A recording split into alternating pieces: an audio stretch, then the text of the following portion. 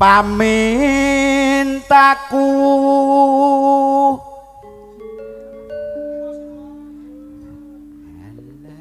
Munio ndang munio nek wani 50.000 lho ayo Nimas sido asih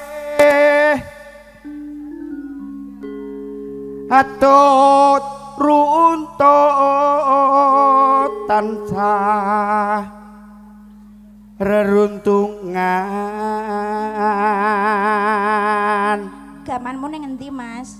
Gamanmu ning endi? Oke ana sing teko ya. Oh iya. Sing lagune aneh. Gamanmu no Yuli ora ngomongi. Gaman no gaman tak kok gaman kene aku. piye to? Aduh-aduh kok ora nggo gaman. Ya, gentenan. Jenenge iki jenenge iki ora anu, ora ya kok kagong. tak jimuki. Kawe. Goro-goro Pak RT. Ayo. Ing sarena sakwe ngene aku nek muni iki rezeki iki sing anu klakepan ae wit mau. Lah ngapa? Ambuh, andane tekonono. Ngapa ki? Datan genggam seremput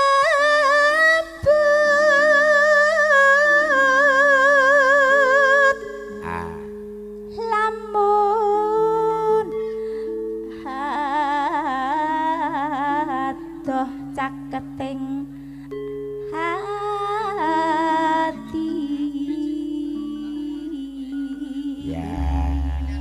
ayo oper yen cedak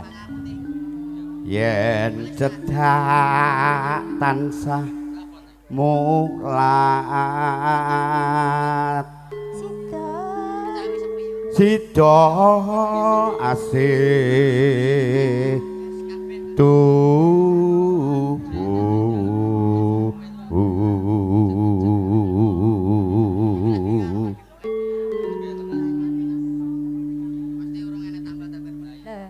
Indomimi lan mintuna ayo Nimas bareng angayai wajib sida asih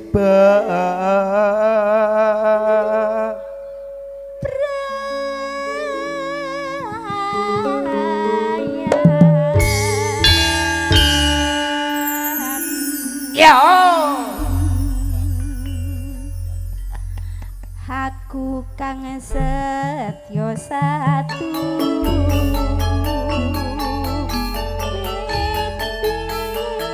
nganti saiki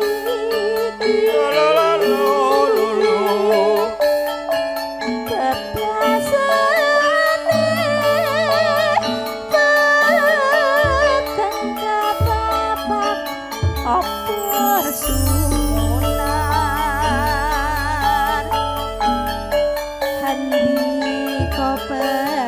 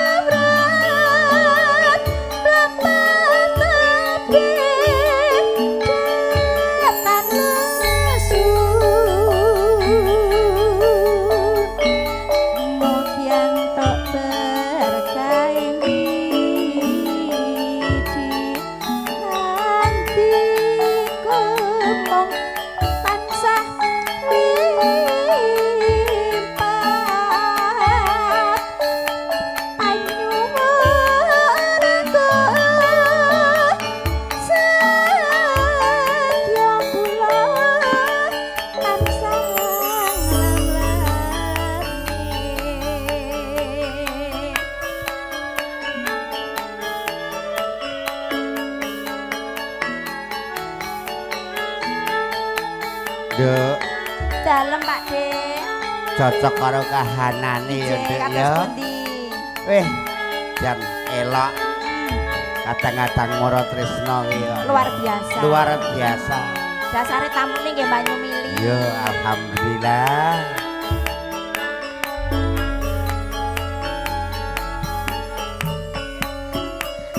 Aku kang setya satu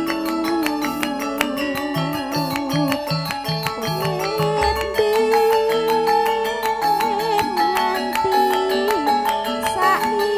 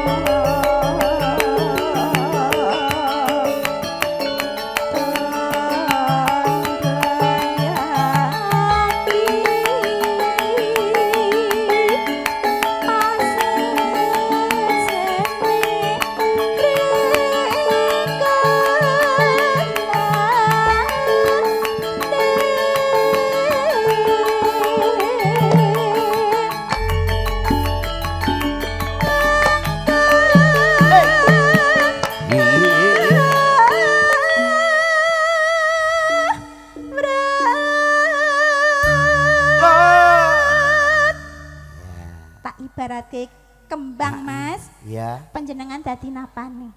Ah, Nah aku dadi kembang panjenengan dadi napane? aku dadi ki mbok anu kumbange. Kumbange? Heeh. Lho kok iso lho? Heeh noh. Lah nek kumbang terus ngopo? Mentup. Ngentup.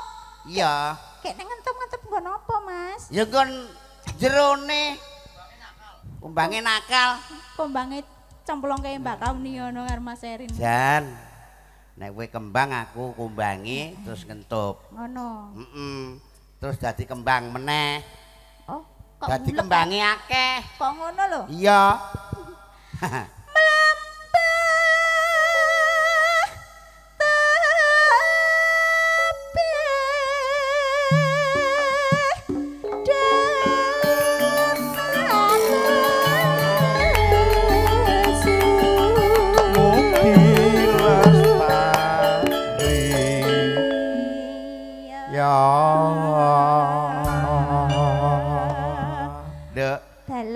Kembang sing iki warnane apa? Putih. Kok putih lho? Lho, lha apa iki? Kuning.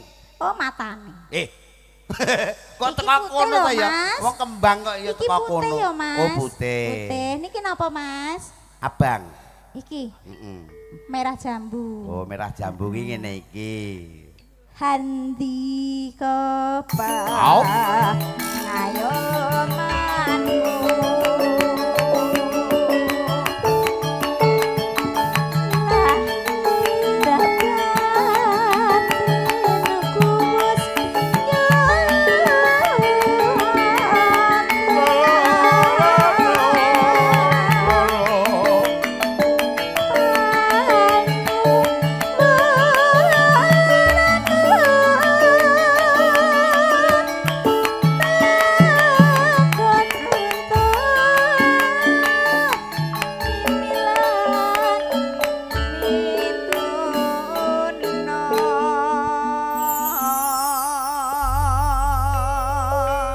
Romeng mulan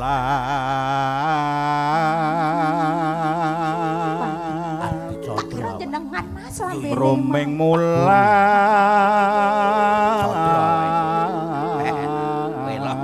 patetan. Romeng mulat Prohapsari.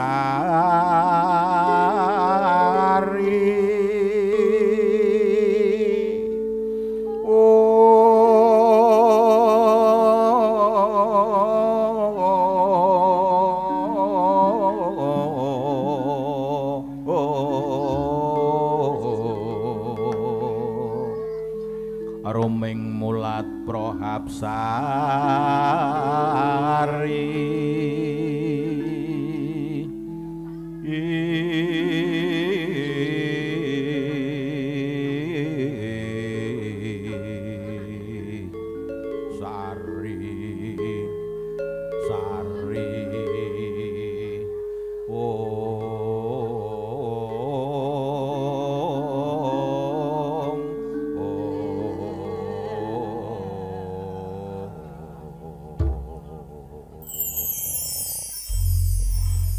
Swantenmu apik, Mas. Lho, bis-bisan Pak D.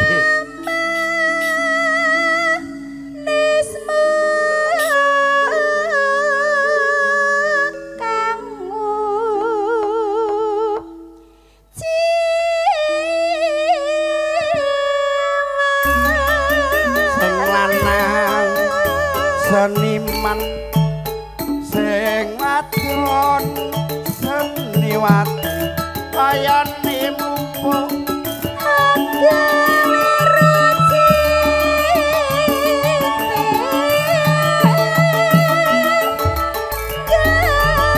janji sabar waton langgar susu sawahe jembar-jembar karine lemu-lemu elola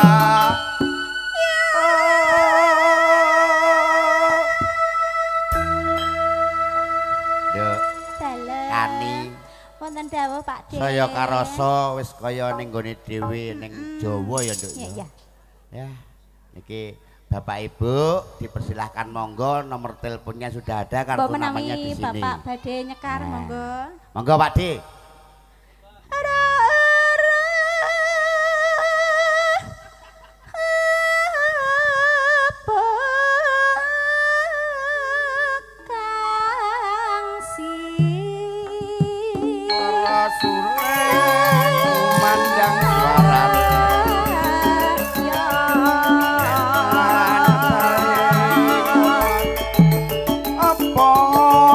Ya ning kelakon ya ning kelakon monggo Pak D ya ning jolo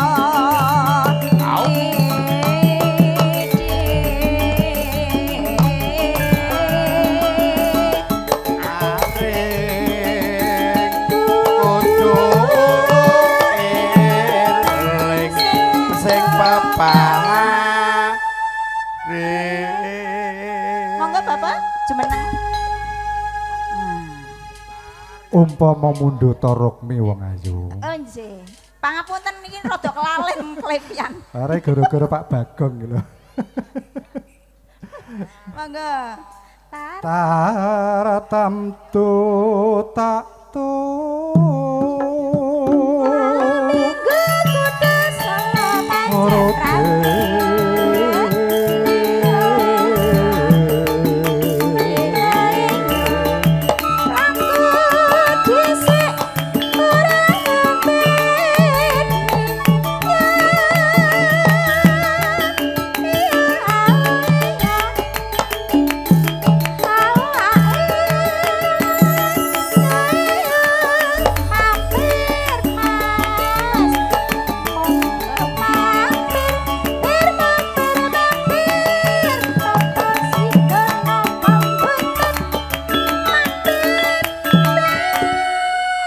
Cakepane kok malah lali ibarat wong numpak perahu. Nggih.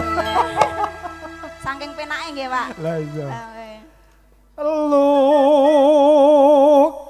mampatan apa?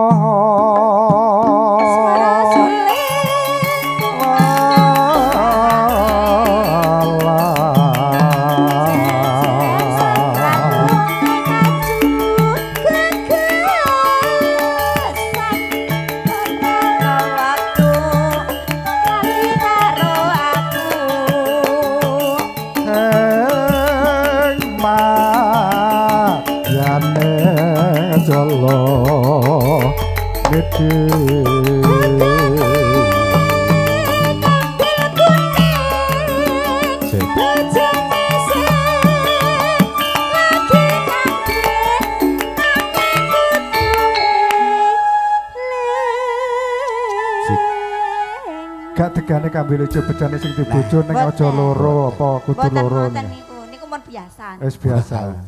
Tegane yo ngambil kuning. Oh iya. Bejane sing lagi nyanding. Oh iya. Nanging kudu eling, gak ngono to, Mas. Eling, nggih. Mring peparing. Oke. Terus apa wong ayu kok? Temah. Yo, iki bener. Oh, pripun? Diceblokke ning apa? Derek. Derek paketan mawon. Si kucing. Apa liyane? Malah digenahke. Apa ninggal katresnan padha? Mandek mawon, mandek riyin, mandek mawon mangke gantos lagu. Oh, mandek ganti. Monggo dipun tutup, Pak. Tamah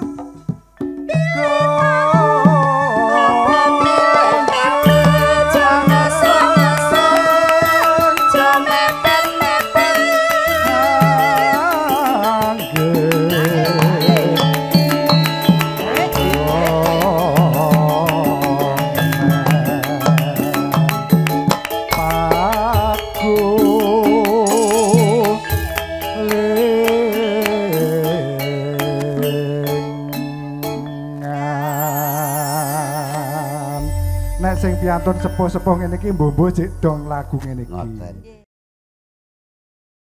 Wiwitane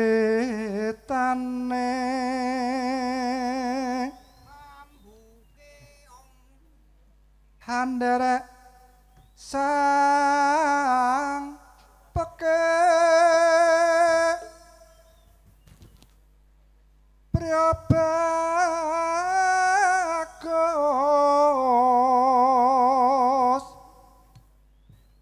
kang olehing budaya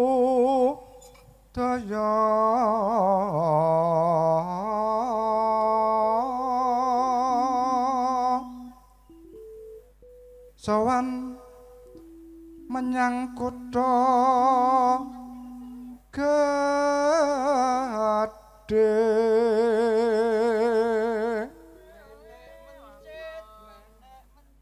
Bandara terus kayong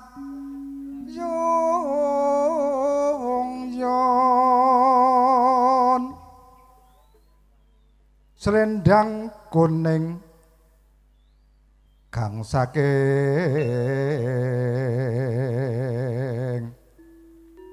wukir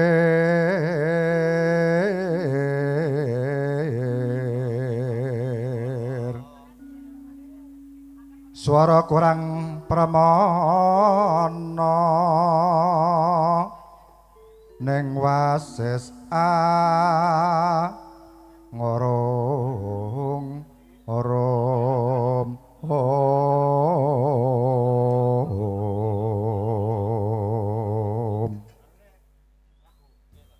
hangurung-rum maring bendara Dyah Sulistya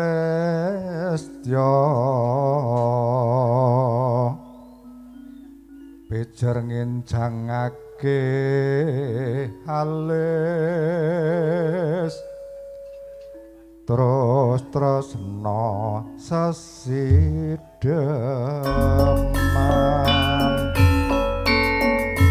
Monggo Mbak Sri dipun lajengaken Mbak Sri.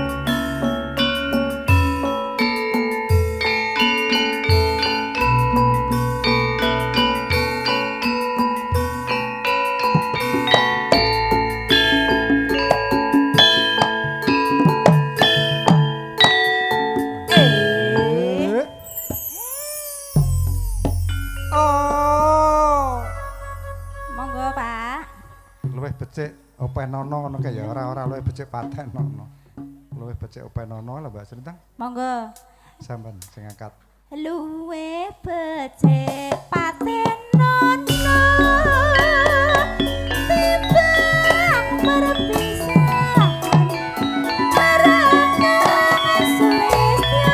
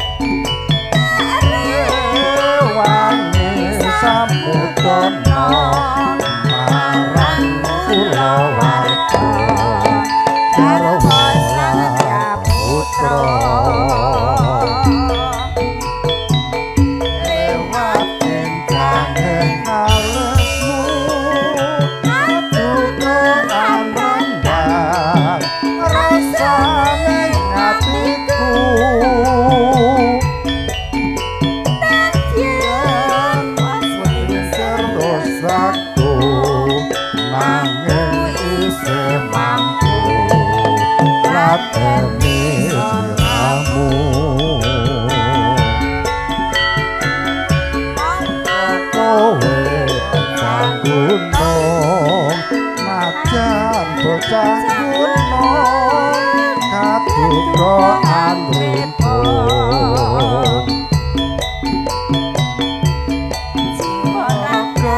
buka urung kehormatan mamprung rukun ngarep tinjung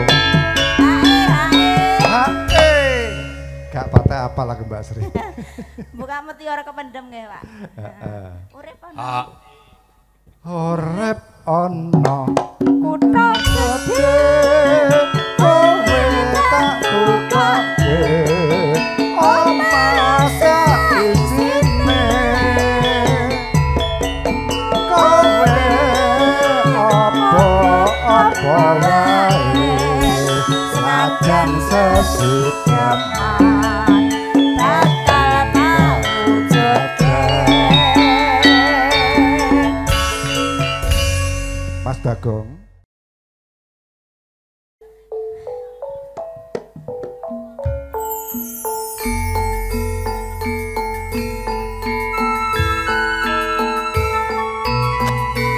penak lompok